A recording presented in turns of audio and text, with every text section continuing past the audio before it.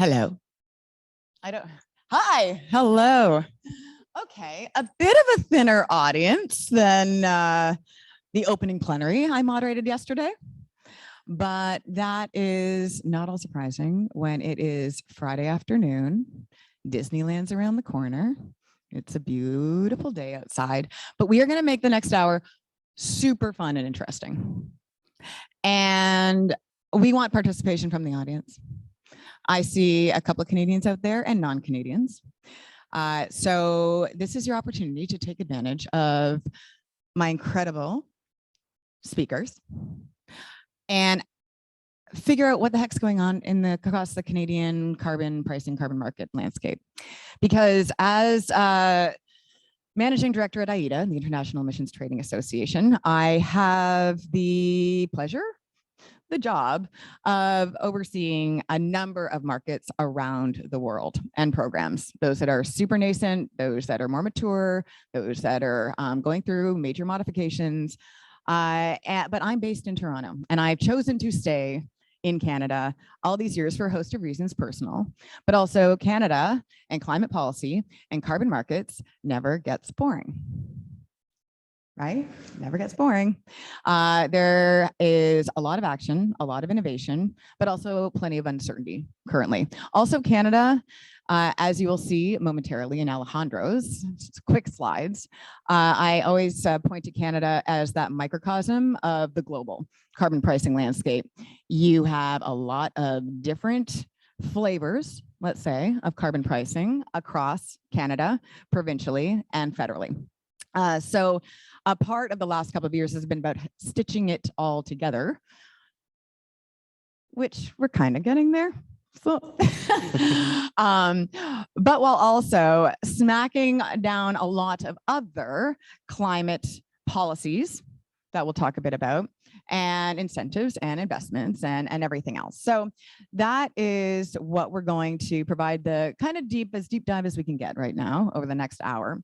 And I am joined by three fellow travelers who I've known some for many, many years are in Schroeder. Like we go way back, ICF consulting back, like nearly 15 years back.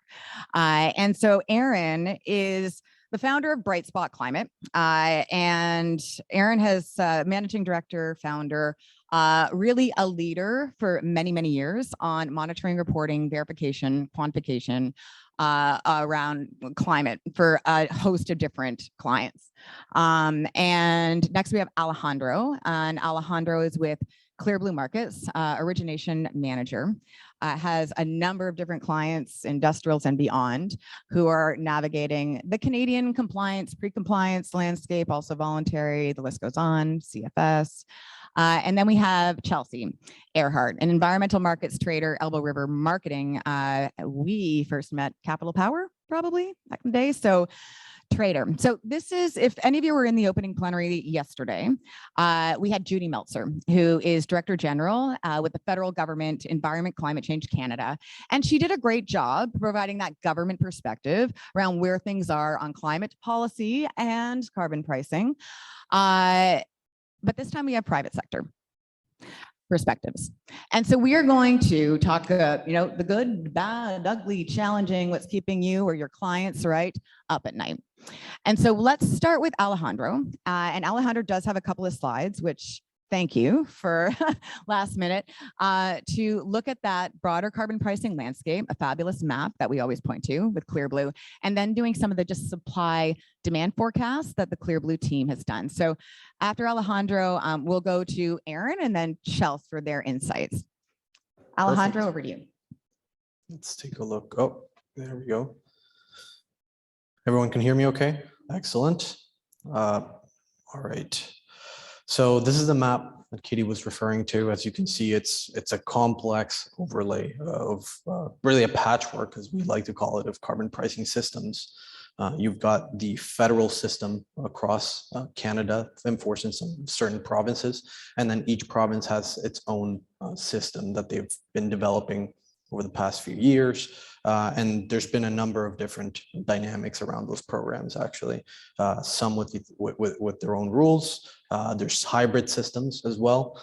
So I guess just to point at some of the main differences in carbon pricing in Canada, you'd have price-based systems where there's a fixed price schedule each year set on a per ton basis. That would be kind of being driven from the federal government and their backstop system. And any price-based system in Canada has to follow a certain set of stringency, one of those being the price schedule that they set for their program, and the charge that industrial emitters regulated by those programs would have to comply on. And then there's the market-based systems such as cap and trade in Quebec, cap and trade in Nova Scotia more recently. That is just based purely on the cap set in the program, and the supply and demand mechanics sort out along with the price floor as well, of course, but that one has to follow a set of stringency more so along the sectors, and as well as emission reduction targets to adhere to the federal requirements. So right now for 2022, we're looking at a carbon price of $50 per ton, which is going to seem quite high for anybody that has mainly been following California cap and trade or the voluntary carbon markets. But that's currently where it's at. And on my next slide, we take a look at the combined approach of where those prices are going. So that little staircase that you see there, that's the price schedule that I was referring to under the federal system. And that's in theory what should be mandated of those price-based systems across the different provinces. And then those smoother lines that you see there, lower carbon costs, and you might immediately see that over the next decade or so, those industrial emitters regulated by market-based systems are going to see lower compliance costs relative to those that are under price-based systems. So yeah, that's kind of our forecast for right now for Quebec and Nova Scotia, and that's to provide everyone an outlook on what's going on, where we expect that trajectory to go over the next decade or so.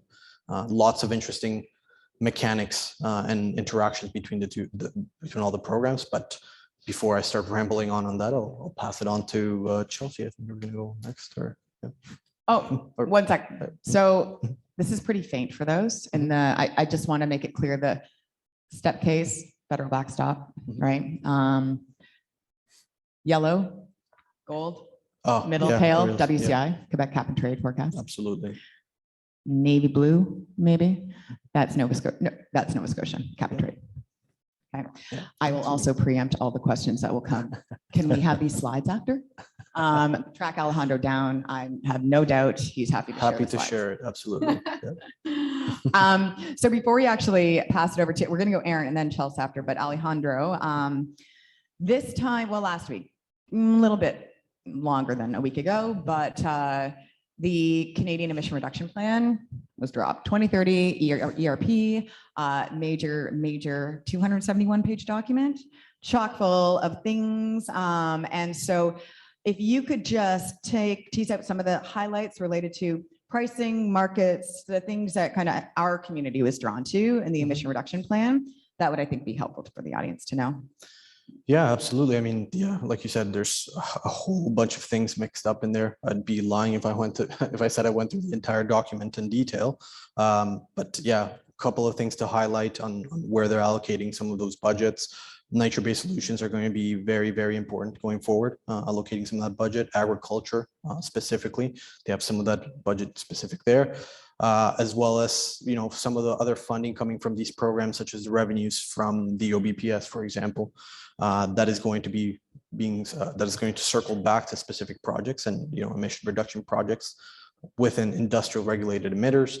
It's not necessarily going to be a first come first served basis. Also a bit of a merit based, but they're not going to be specifically looking only at lowest cost of abatement for these projects. So it's not necessarily going to flow to the largest emission reduction opportunities, but also taking into account some of the, giving opportunities to the smaller emitters to be taking advantage of some of those funds. There's going to be winners, there's going to be losers when it comes to those funds being recirculated. Absolutely. We knew that from the very beginning. Now we're just getting a little bit of a taste as to how that's going to actually be implemented. And we very much look forward, especially our clients are very excited to see those opportunities. We've been telling them for a while, there might be some money coming back. Don't keep your hopes up. But now that funding, we're getting a bit of a clearer picture as to how that's going to happen. Right on. Yeah. Okay. Thank you, Alejandro.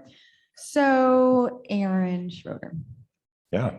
I'm curious first, how many people here have lived in Canada at one point or another in your life? Okay, so about half the room, if I can see through the lights. Could you put back the slide of Canada? I grew up in the map. Yeah. Okay, I grew up in sure, Saskatchewan. That's that kind of wedge province right there in the middle. SK, home of the Saskatchewan Roughriders. And you know, I've been working across the country, and Katie, you and I met when I lived in Toronto. I'm now at Montreal. They turned the heat up in here for the Canadians in this room. It was so cold out in the hotel. It is really nice, right? It was snowing when I left Montreal. You know, on your last question, maybe just an observation is that the plan is very ambitious. There are many programs within the plan. And I've been working in this space along with you, Katie, for many years. You know, my team is now just over 20 people. And what we're finding is there's just not enough people in the space that have experience to be able to execute these programs. So one of my first observations was we really need to bring more people into the fold and help them grow their careers in this space. I think we were joking yesterday, what's the average length of time people in the, you know, in the carbon markets have been working in the carbon markets? And it's probably a fairly low number. A lot of people have been joining us over the last few years. So we've been working really hard to bring on new team members right out of university, train them up and get them working. A lot of the work we do is in the verification, quantification space. And a lot of these new programs that are coming out will require, you know, a lot more technicians, a lot more verifiers. So that's going to be a big challenge, getting these programs off the ground. I think even governments finding that with turnover in government and so many new people, trying to understand the history and really make sure that we're not making the same mistakes we made in the programs in the early days. You know, because the Alberta system, for example, has been around since 2007, and there were programs even before that. And there were challenges in the early days.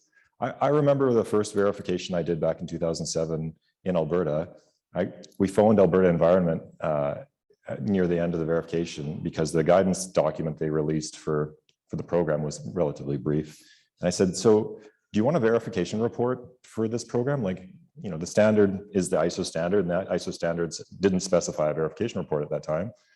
And they put me on hold, and they came back, and 5 minutes later they said, yes. And I said, well, what would you like in it? And they put me on hold again for another 10 minutes, and they said, whatever you think is best. That's where we were in 2007. That's at ICF. Yeah, that's when I was at ICF. It was like probably midnight that night. We're trying to get this thing done, right? But that's where we've come from. And from there, now, you know, the guidance documents for verifiers in Alberta and many of the other jurisdictions are tens or hundreds of pages long. So we've been out there in the field doing the work, trying things out, getting programs off the ground, and not everything's worked, but we're building on that. And we need to make sure that as we roll out these new programs, we take those learnings and we continue to build on them. So I think the plan's ambitious. I'm excited about it, but I hope that we don't lose those learnings along the way. And I think just before we go to Chelsea, I want to emphasize, so clarity, 2022.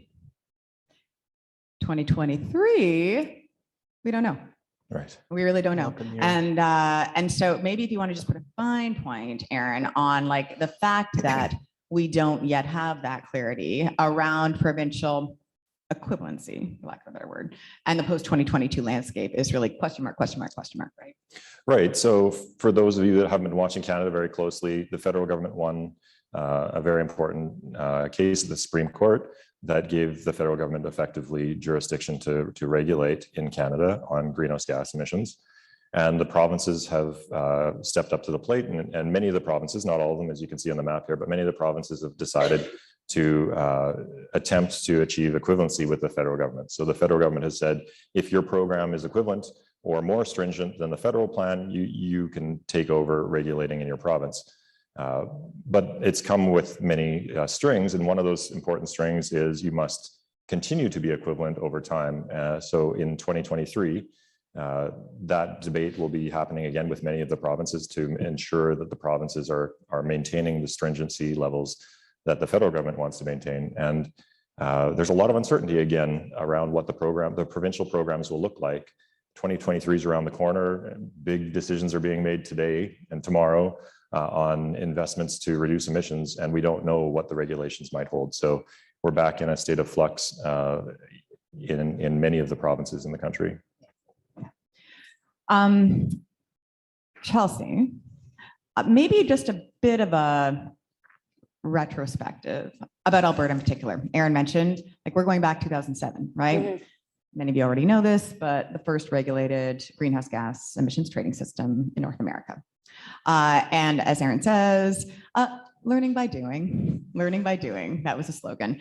And there's been an awful lot of learnings in Alberta. Also a lot of impact, right? A lot of impact. And that we've seen very recently, including with some major companies, some that are maybe in the room or, you know, around the conference halls, who made some pretty dramatic decisions around their investments. Really thanks to the emissions trading market though, right? And offsets, in particular, the use of that. So maybe just from your perch, and Alberta, and I know you're, you know, across all of these markets or many of them, but the Alberta story, start with that in particular. And then maybe we can talk about some of these other markets again from your traders. Yeah, thanks, Katie. And I'm glad you guys are all here on this Friday afternoon. Yeah, Alberta's been a wild ride. But, you know, like I said, when we were getting ready for this, I'm a glass half full person. So, you know, I think there's a lot of positive lessons. In the beginning, you know, having that carbon price in Alberta enabled a lot of, I think is one of the ag developers always points out that when they were starting the Alberta offset program and they were doing the consultations, there was the room of people that were going to develop agricultural carbon offsets was like full. There was probably like 20 developers. And, you know, they were all going to do it. And, you know, some people got burned. I'm not going to lie. There was some mistakes and there were some bad actors. And, you know, and as a result, now we have, you know, two companies that have kind of emerged. So they're doing it, and they're, you know, their carbon offsets. I think the ag offsets in Alberta are some of the best high quality offsets that are in the program these days. And so that's just one example of, you know, having the price and being able to build out, you know, all these carbon offsets has really enabled, you know, what I think of the energy transition. And I look at some of the major power producers in the province, and I used to work for one of them.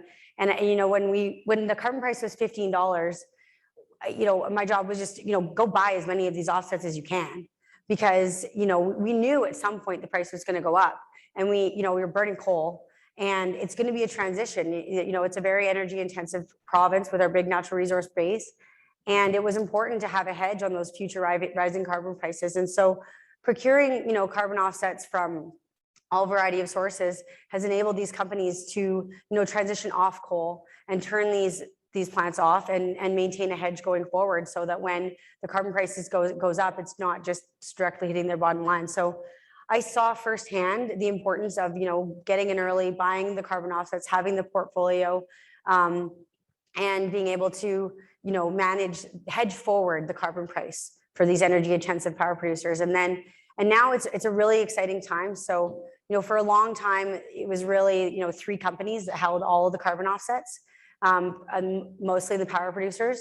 For a large part, a lot of the oil and gas producers would kind of use the tier EPC program and not necessarily buy the offsets. And then, you know, as we evolved, we had Rachel Notley came in, and she changed the program a bit with the CCIR. And now we have another iteration again, which may be second best. I think we agreed, but anyway, that's the side. And now we see a lot of participation from the oil and gas buying the carbon offsets. And what's really exciting about Alberta is like, we've always, every time I've sat on one of these panels in the past years, I've always said, we need certainty. We need certainty to make investments, because the investments that are going to be made in Alberta, you know, carbon capture and storage and the like, are long-term, and they are very expensive, and nobody is going to invest in that until they see the certainty. And when we saw this price trajectory that Alejandro announced, you know, immediately you heard a lot of carbon capture and storage projects announced after that. And we see that people are making the transition, and it's really exciting. And the other thing that we're seeing in the Alberta offset markets, which I didn't know that I'd ever see, is the entrance of funds. So there are some funds, like financial players, obviously not in the droves that ran into the California market, but there are some private sector funds that are coming in and speculatively buying Alberta offsets and holding them for the future. And what that signals, I mean, that's not going to be a huge impact on the supply and demand, but what that signals to me is that Alberta's finally getting to the point where they've created a price signal that people are willing to lean on, and then the investment is coming. And that is what we need, because Alberta, you know, the last few years were pretty touch and go. There was some there's a few black swans. And when a black swan happens every year, you start to wonder, is it a black swan? So, but anyway, yeah, we're excited about Alberta. Okay, OBPS. Let's talk about, I'm going back to you for a sec. And then Alejandro, I'm going to talk to you about CFS. Sure. And CCS. So OBPS, how are you watching it? Are you involved? Is there going to be any demand? I know it's a tough one because there's still a lot of uncertainty, but just the federal output-based pricing system, like the surplus credit stuff, but also on the offsets piece too. How are you watching it? Yeah, I mean, for me, I'm in a very transactional role. So there needs to be something to transact for me to be really excited about it. So the OBPS is one of those things where at first we were really excited because, more people to buy offsets, means more transactions. That's going to be great. And then it kind of began to unfold. And we're thinking, so look at the map. Who's buying the offsets outside of Alberta? Well, truthfully, not really anyone. So Ontario was the big disappointment for us. I thought AIDA was going to fix that. Still waiting. Just kidding. I tried so hard. I know. Yeah. So it's a bit disappointing how the OBPS rolled out from a trading marketing perspective. Like I would love to leverage Alberta's offset system. We have all the infrastructure, we have all the learnings, we have all these great protocols, we have lots of really smart people that are verifying and developing. So yeah, it's not keeping me very busy now. No, not yet. Yeah. Right. Okay. So Alejandro, there's a batch of other things that are going on that are not necessarily linked yet to the carbon pricing piece or carbon markets, the offsets piece, but clean fuel standard, for example. So, but there's impacts, there's interplay, there's question marks still. So CFS, and you've done a ton of analyses on this on the clean fuel standard regulation. That's currently, we're going to see the final one by June, final regulation. But do you want to just say a few words about the CFS regulation? Yeah, absolutely. And to your point, those worlds do collide in certain areas. And I guess it just speaks to the complexity of Canada's environmental policy in general. But the CFR actually used to be the CFS. I keep messing that one up actually. The CFR is intended much like California's LCFS to regulate the carbon intensity of Canada's fuels. Initially, they were quite ambitious at trying to regulate everything from gaseous to solid and just liquid fuels in general, and having different credit classes for those. That was later dialed back to just cover liquid fuels. And so let's say the additional part still to Canada's CFS in relation to the LCFS here in California is that, for example, RNG production could still generate actually credits even if it doesn't end up in transportation. And that's actually quite advantageous for Canada just because the transportation infrastructure for CNG is just not there relative to California. So, something like RNG could end up generating gaseous credits. They're differentiating between the two. And so there's a certain limit, I think it was 10% for compliance obligations to be used there. So yeah, and in terms of where the two meet, well, that example RNG production, there's digester projects all across the U.S. There's some digester projects as well in terms of offsets in Canada as well. And now some of that biogas can actually be upgraded, and hopefully we'll start to see the RNG market in general just develop further. There's not necessarily going to be a lot of stacking between the two programs, in order to avoid double counting. But yeah, we're looking forward to seeing some more development on clean fuels and developing that infrastructure as well in Canada, specifically through the CFR. Yeah. So let's touch on the stackability in that. Aaron, did you want to say? Yeah, I was just going to say, if you're working in Canada and you haven't been paying attention to the clean fuel standard regulation yet because you're waiting for the final rules, now's the time to actually take a look, because it will touch almost every sector and has the potential to actually have a much bigger impact on emission reduction than any of the provincial regulations currently do. So, we don't have the final rule yet, so we're not exactly sure what's going to be in it, but it definitely has that potential, and it could affect everything from agriculture right through oil and gas and everything along the way. And well, Chelsea, you were just saying earlier, and I know you can't get into details about it, but the first forward transaction, right, for CFS? Yeah, we've been looking at, so BC has a very stringent LCFS program. I think the CI reduction curve is kind of always more stringent than the federal CFS if you line them up together. I mean, they've been at it for quite a long time, and BC has some great, clean electricity they can lean on to meet that curve. So our refinery there in BC, it's been there, dealing with this program. And as a result of these very stringent programs, these high prices, we've been able to do a lot at the refinery, which is really exciting, like co-processing and electrification, that kind of stuff. And then, so we've been following CFS very closely. It impacts our parent company's businesses across the country and really important. And so, yeah, what we found was when you're importing renewable diesel, we were finding that the physical renewable diesel is based off of the California, the LCFS, and then the D4 RIN market. And if you add those, if you convert those two into a Canadian dollars per ton, you found you got a price that was much higher than what the BC credits were trading. And so we were trying to understand, what's making up that gap. And we realized that, and, working amongst other fuel suppliers, we realized that gap was the CFS, because if you blend renewable diesel, you can make 2 credits at the same time. So if you're going to physically comply and blend renewable diesel, you get 2 credits. So why would you ever just buy 1 BC credit when you could get 2? So we realized that the math works out that was the CFS credit. So yeah, so in order for us to keep our business, we do a lot of transactions in BC on the LCFS, and we want to keep doing that. So we started to offer that if you want to do the renewable diesel, that's fine. But if you want to buy credits, we can do a 2-for-1 type thing at the price that makes sense with the physical compliance. So good. So interesting. Yeah. The other thing, and this, well, I remember last week, and we were with a bunch of like AIDA members and like players, and they're like, let's see the federal Canadian budget drop next week. Well, it happened yesterday. And a lot of it was around the investment tax credit and ITC for carbon capture, utilization, and storage. So it happened. It happened. So maybe Alejandro, do you want to just say a few quick words about the CCS piece or anything else, any other nuggets from the federal budget? Yeah, I think, I mean, primarily our client's main interest is going to be around the CCS piece. I know we get a lot of questions from the private sector as to how that can be properly rewarded, an implementation of such a project.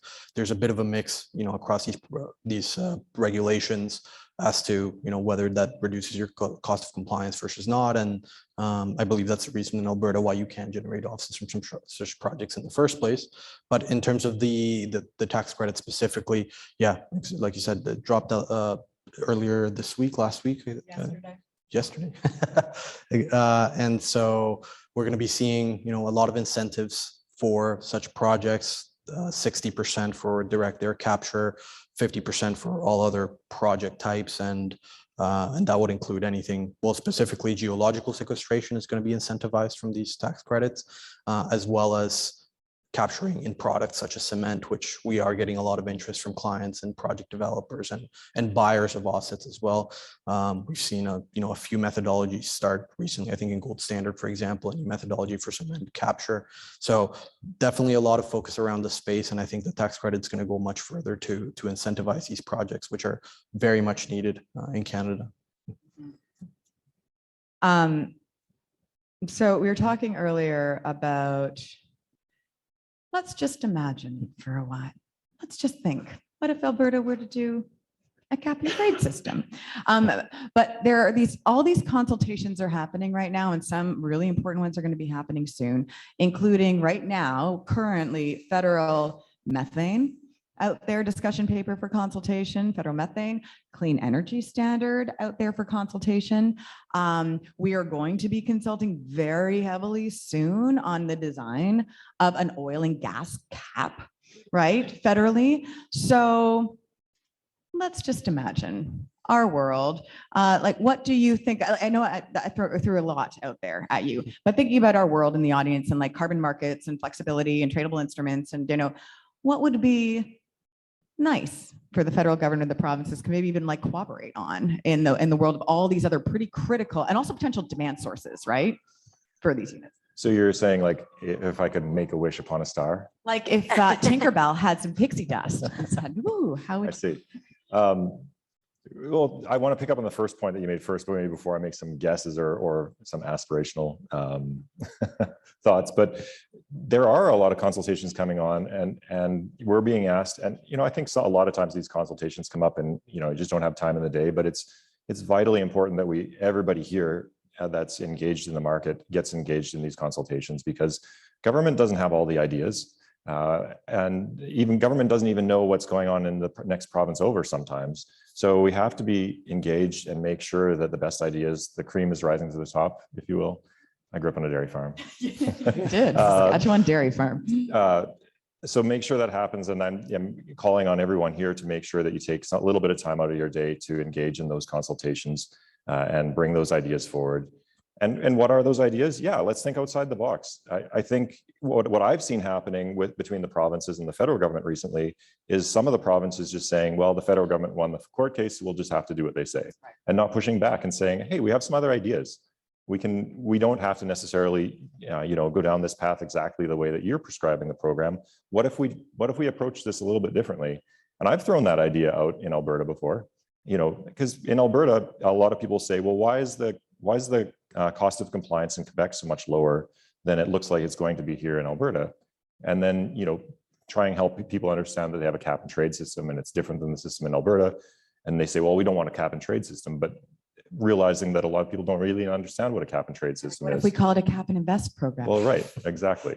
So as part of these consultations, what I've been trying to do and encourage people to do is exactly that. Think outside the box.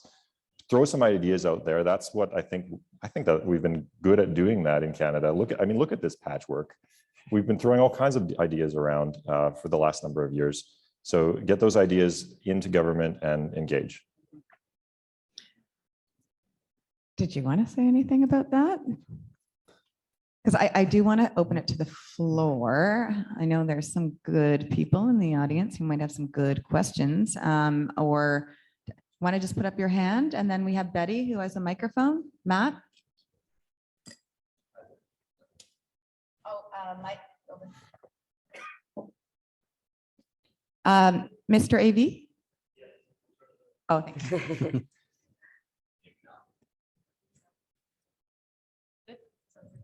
Is it good? I thought this was like an inadvertent form of hazing the American asking the question to all the Canadians on the panel. But Matt Lithgow with Carbon Pulse. My question relates to a bit that was in the emissions reduction plan last week that the government of Canada released, and the brief mention they had of carbon pricing in there, discussing potential methods to ensure the stability and the longevity of the rising carbon price. So they talked about potentially doing carbon contracts for difference, and then also some legislative approaches to ensure durability, but they didn't really go into much detail on that. My question for any of the panelists is, what would either of those approaches look like in practice? And secondly, like, how practical are they? I know the Trudeau government reached a deal with the NDP to stay in power through 25. So maybe there's some legs to the legislative approach there, but just wondering what your thoughts on those two things might be. So I want actually the point, just so everybody's clear about the Liberal NDP arrangement, and now having that federal stability, political stability until about 2025 is a really big deal, like big deal. So CCFD, like the durability, potential legislation, carbon contract for different stuff, it was in the emission reduction plan. It was not very elaborate, but it was there. And a lot of people went, huh, that's interesting. So any thoughts about that? That's thinking outside the box. It certainly is. I mean, the federal government bought a pipeline not too long ago. The federal government has invested in, and provincial governments have too, invested in industry before. And, you know, I think this is a lot more about ensuring the longevity and the stability of price. At least that's what it looks like in the plan. But it's not unprecedented that the government might get involved in the markets in some way, shape, or form. And of course, there's varying degrees of involvement in different provinces and philosophies about how involved government should get. But I was intrigued by the statements. It'll be interesting to see what they actually turn out to be. But I am intrigued to see if the government can actually come up with some methods like that will ensure that kind of price stability, so that projects can actually get off the ground and can get financed. Maybe government-backed financing is another one to throw in there. Chelsea or Alejandro, anything on that? Yeah, I mean, I don't have an idea of what it's going to look like. I can't answer that, but I do. It does make me think, because, you know, prior to that, you know, that announcement, and people have talked about other ways of, you know, keeping the Alberta offset price up, is, you know, what we were talking about was when the $170 price come out, that seems really super bullish for carbon offsets. But then when you stop and think, you're like, well, for $170 a ton, you know, everyone's going to install CCS, everyone's going to, you know, co-locate with renewables, all these things are going to happen, and no one's going to need to use offsets. And so actually we were worried, you know, is that spread going to blow out? I mean, historically it's traded around 80-90% of the tier prices where the offsets were trading. But if all of the end users are doing carbon capture and storage and co-locating with renewables, then who needs to buy those offsets? So then what you find is the project developers would be, so quite a number of developers have come to us in the last few days and said, can you do a 5-year, 10-year offtake for offsets? And, you know, it's really hard for us to price that if we think that the program is not going to stay at that 80%. I can't guarantee them that they're going to get that trajectory price that the carbon tax is for their offsets. And so if the government has some genius idea for helping project developers who would be otherwise reliant on a market-based offset that's going to possibly decouple from that trajectory, if they're able to help them achieve that, then I think you can get a lot of projects built.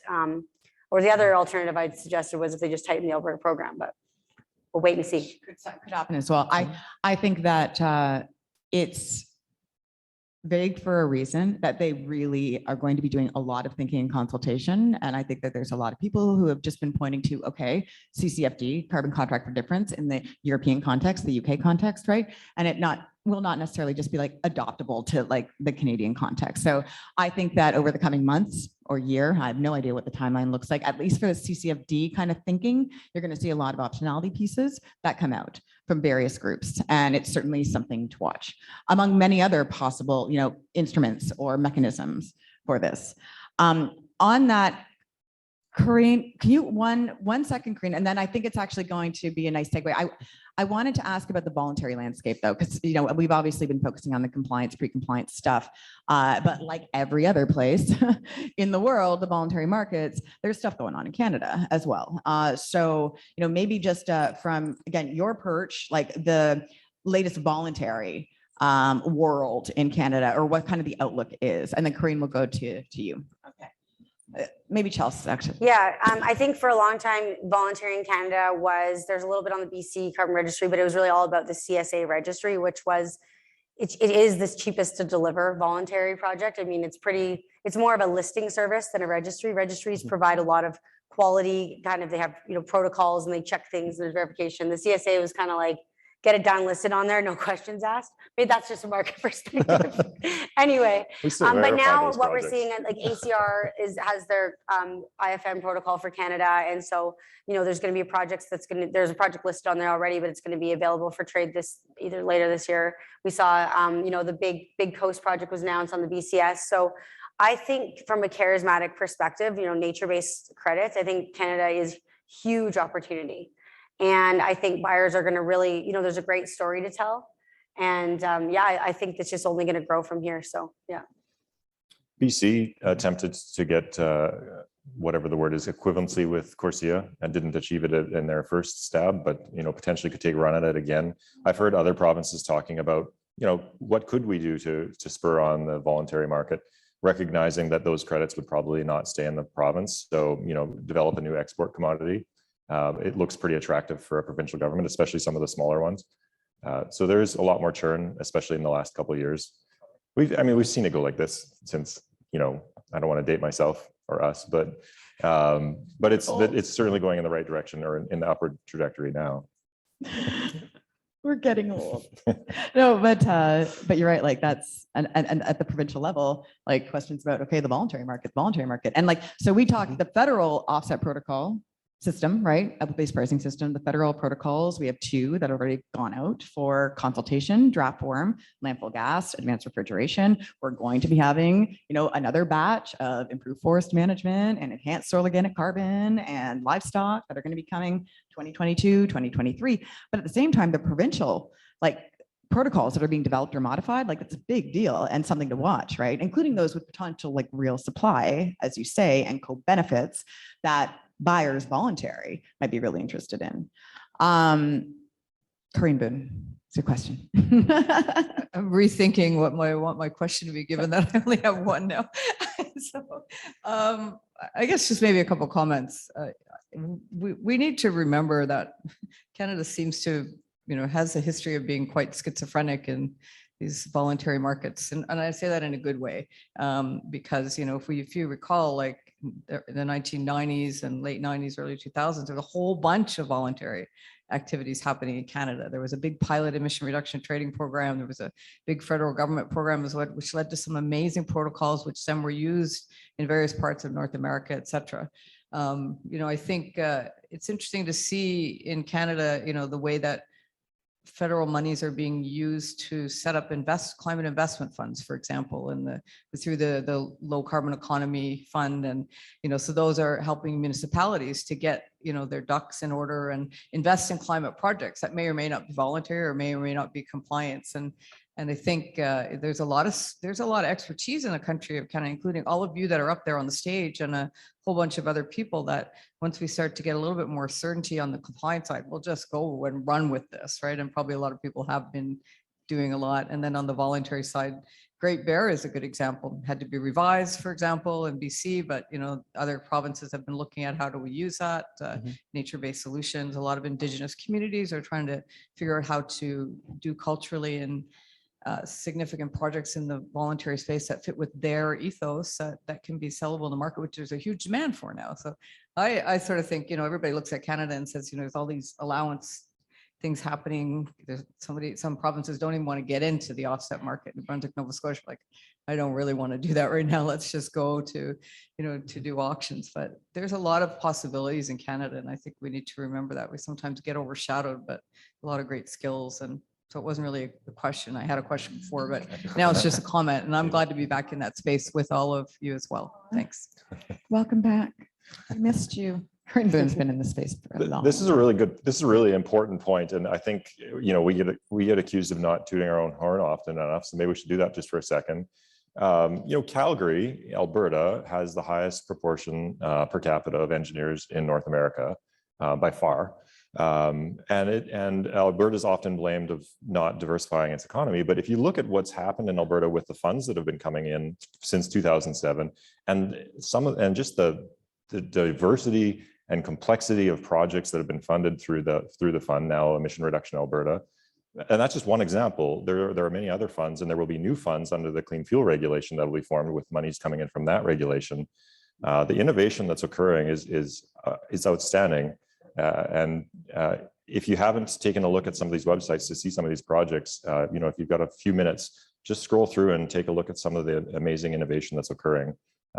Canada is a little incubator for the world, and there's a lot going on.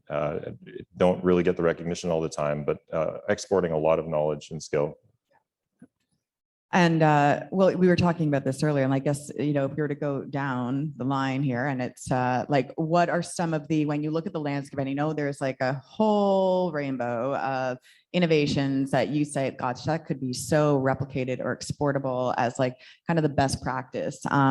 What would you say, Alejandro, if you could like just cherry pick a couple of technologies that well, I mean, that emissions trading, how it's been designed or enabled, or the project types that you've seen, or the policies that have been chosen, some of that innovation that's kind of leading the way.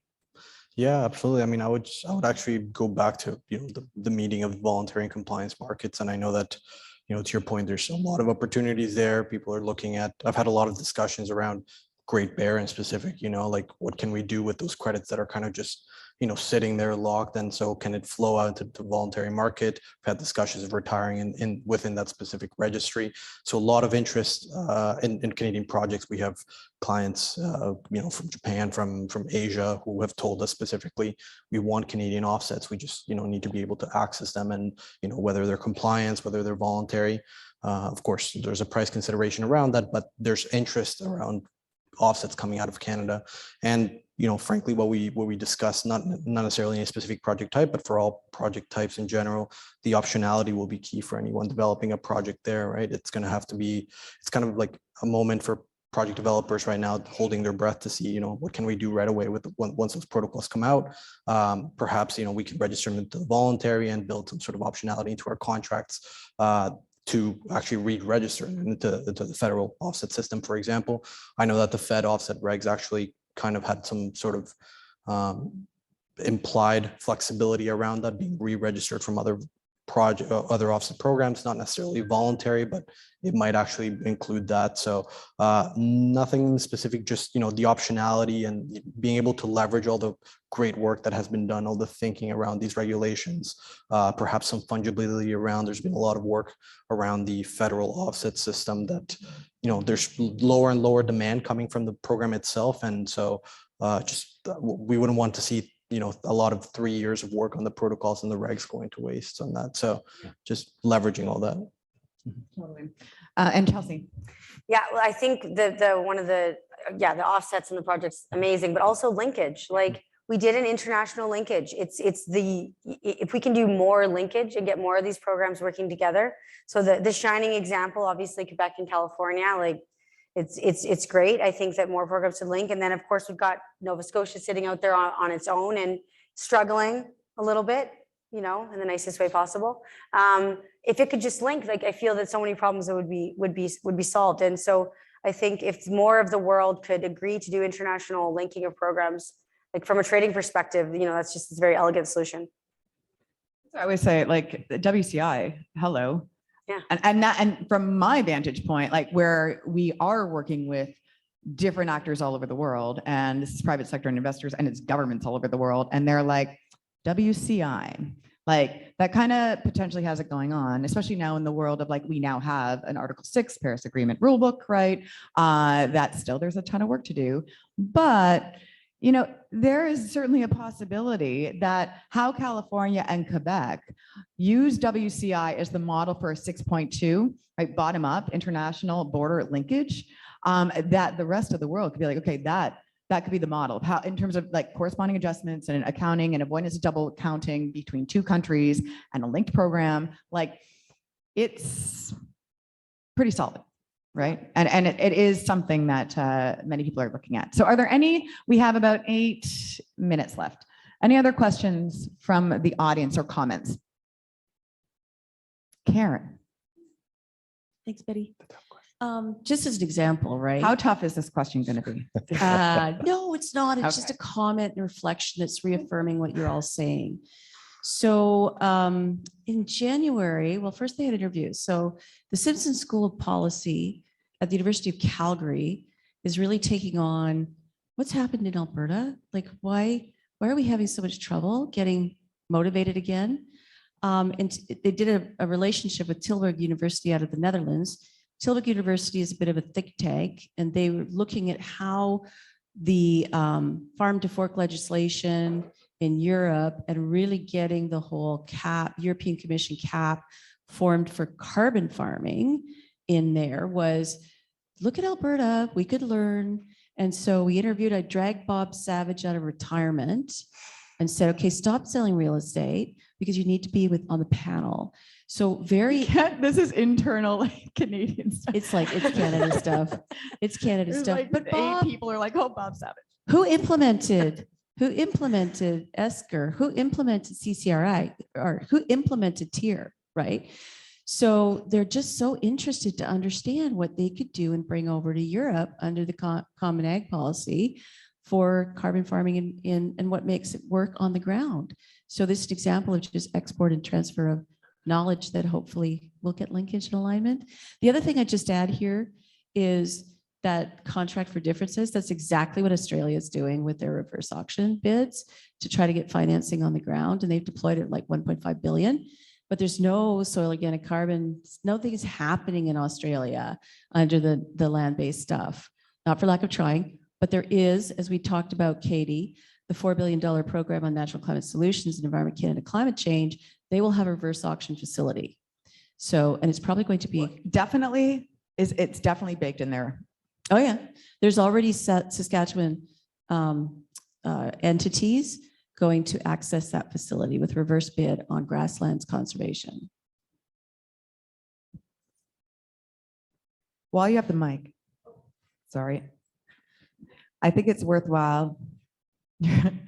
I am doing this to you right now. I think it's worthwhile for the group to know a bit about, and because I would tee up one of you, but I don't think you're as involved, or maybe you are, the grasslands pilot that's happening. Yeah. I was just sending an email on that actually.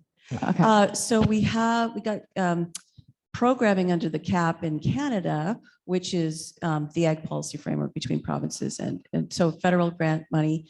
We applied under the Agri Assurance Program to get some support to deploy and test the Canada Grassland Project under CAR. Betty's part of the team, learning, adapting, trying to understand how we can minimize the cost side to maximize the value side back to the ranchers with all the intermediaries that need to be very complex implementation of avoided grassland conservation or conversion.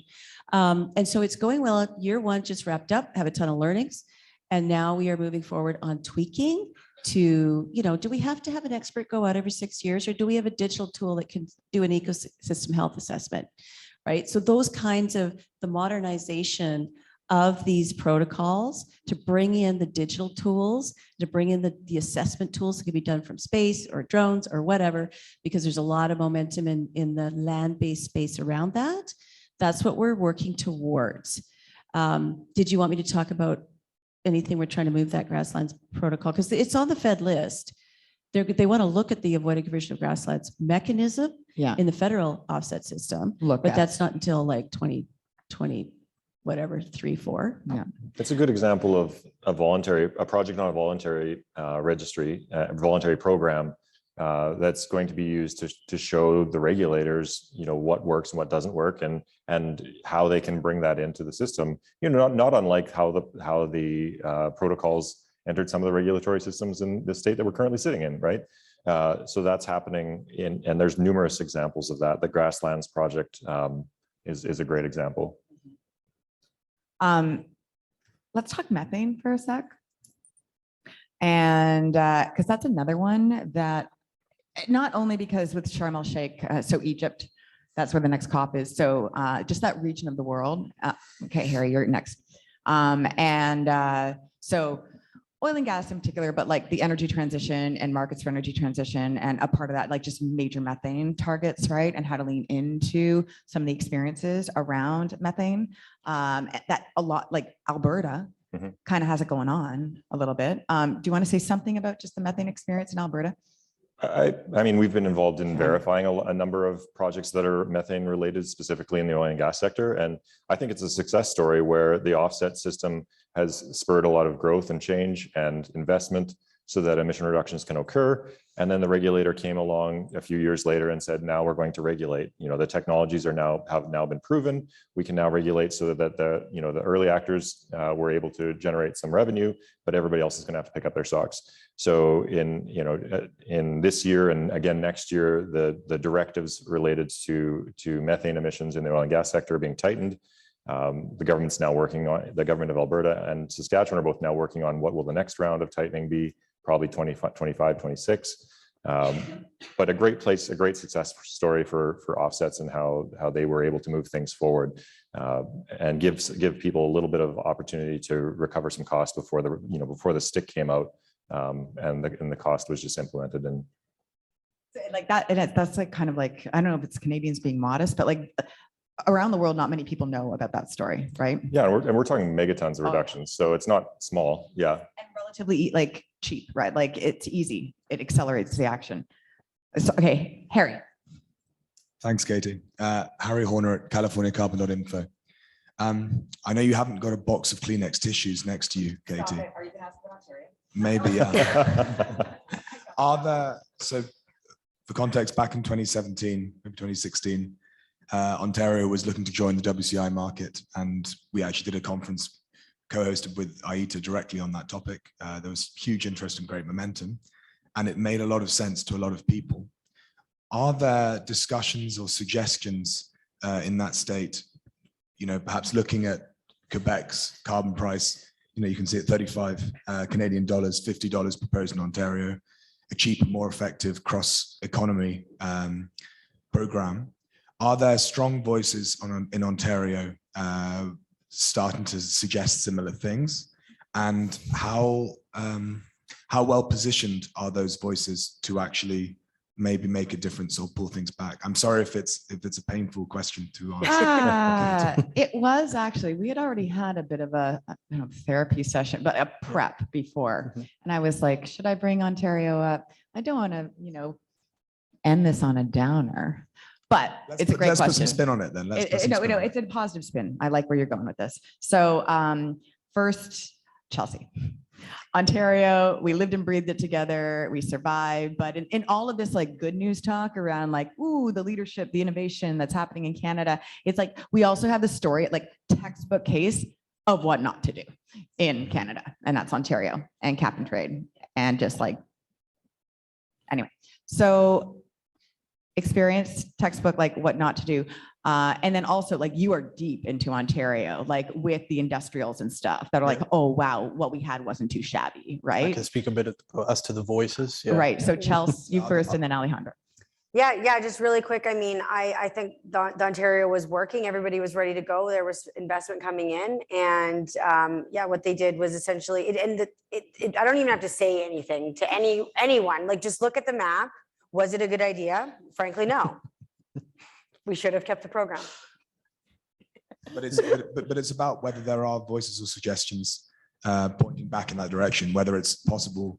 Alejandro? There's definitely discussions around that. I wouldn't necessarily say that they're the strongest, and it's, perhaps that the government is being super receptive to it yet, especially as we go into a, post-22 plan that's going to be submitted. But 100%, industrials in Ontario, they were, as much as an industrial can like paying for carbon, they were comfortable with cap and trade as it was designed. They understood it.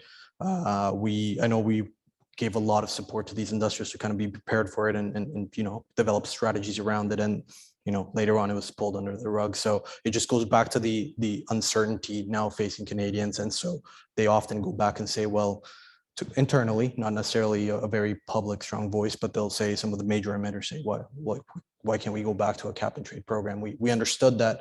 And objectively speaking, seeing Quebec as an example, we would be seeing much lower compliance costs right now. Yeah, flip-flops don't look pretty from a political standpoint. U-turns, double U-turns. Exactly. Yeah, even like look don't even get, less so it's pretty. like cap and trade. And then it's like, okay, federal backstop. Okay, as of wait. January 1st, 2022, provincial emissions, performance standard. It's a complete nightmare, and now it's like, what happens post 2022? And so like a number of other provinces, we are expecting some kind of like actual consultation around their proposal to the federal government. What that looks like, we don't know. But yeah, it is. We also have an election in June, if you can believe it. It's been 4 years. So. I think that's the point to make. All of that happened because of politics. All of that happened because of politics, not because of anybody making an educated decision on whether cap and trade was a good thing. So I think that's the one thing that's missing from this discussion. Exactly. It was a political decision. And, it may be a political decision again in June. So we just have to figure out how to do something innovative in case that happens again. Yeah. That's all.